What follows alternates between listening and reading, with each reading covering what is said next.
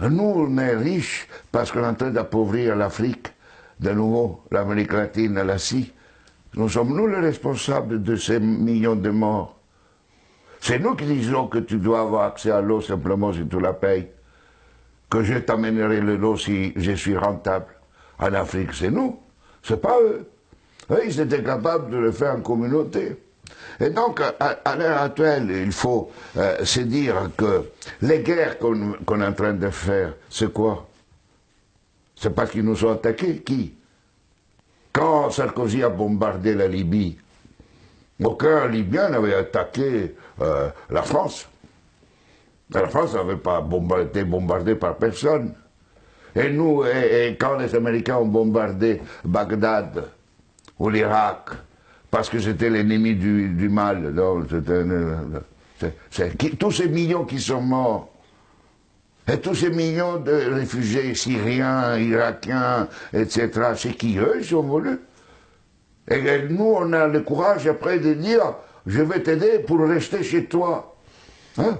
Alors qu'on les a créé des conditions pour qu'ils doivent fuir.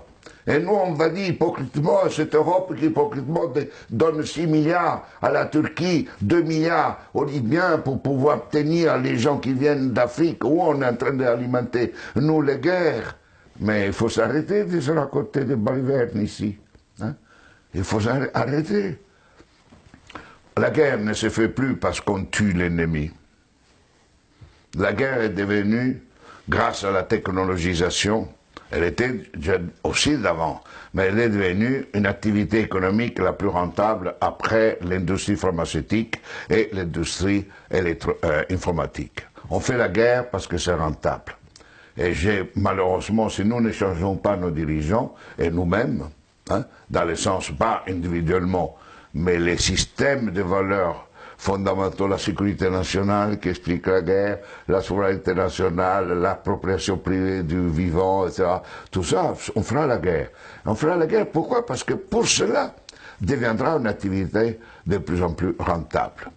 D'ici quelques années, si vous éliminez la guerre, le PIB mondial chutera, d'après le système dominant.